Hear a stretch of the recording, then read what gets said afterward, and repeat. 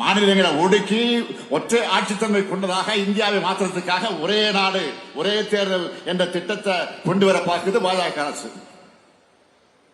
ஒரே நாடு ஒரே தேர்தல் சாத்தியம் இல்லாதது. இதை சொன்னா என்ன சொல்றாங்க? 1967 வரைக்கும் நாடாளுமன்றத்திற்கு சட்டமன்றத்திற்கு ஒன்னாதான தேர்தல் நடந்துச்சுன்னு சொல்றாங்க. அப்போ இந்திய நாட்டுடைய மக்கள் தொகை என்ன?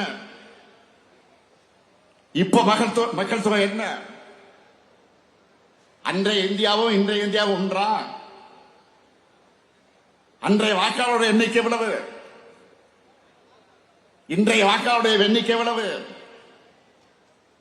ஆதாரத்தோடு சொல்லுகிறேன். 28 மாநிலங்கள், 8 யூனியன் பிரதேசங்கள் இருக்கு. 4000க்கு மேற்பட்ட சட்டமன்ற உறுப்பினர்களை தேர்வு செய்யணும். இது சாத்தியமா? 1951 மக்களவைத் தேர்தலில் இந்தியா முழுமைக்கும் போட்டியிட்ட மொத்த வேட்பாளர் எண்ணிக்கை 1874. ஆனா 2024 தேர்தலில் 8360 பேர் போட்டியிட்டாங்க. அன்றைய தேர்தல் இன்றைய தேர்தல் ஒன்னா? அது மட்டுமல்ல, நாம் எழுப்புற பல்வேறு கேள்விகள்ல முக்கியமானது, இவங்களால நாடாளுமன்றத்துக்கு ஒரே கட்டமா தேர்தல் நடத்த முடிஞ்சுதா? நடந்து முடிஞ்ச நாடாளுமன்ற தேர்தலை 7 கட்டங்களாகத்தான் நடத்த முடிஞ்சது. நாடாளுமன்ற தேர்தலையே ஒரே கட்டமாக நடத்த முடியாதவங்க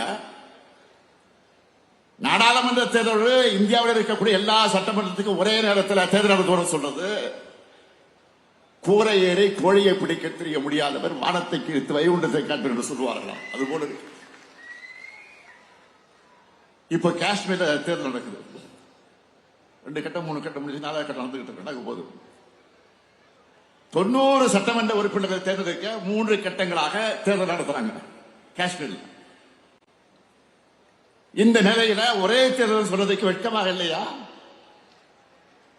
ஒரே மதம், ஒரே மொழி, ஒரே உணவு, ஒரே பண்பாடு, ஒரே தேர்வு, ஒரே தேர்தல், ஒரே வரின்னு ஒரே பாட்டை பாடிக்கிட்டு இருக்காங்க. நடைமுறை சாத்தியமற்ற சிக்கல் நிறைந்த பிரச்சனை இது. மக்கள் பிரதிநிதித்துவ சட்டத்துக்கு மக்கள் சட்டத்துக்கு விரோதமானது. இதனால் என்ன நடக்கும்? மாநில அரசுகளுடைய பதவிக்காலம் குறையும்.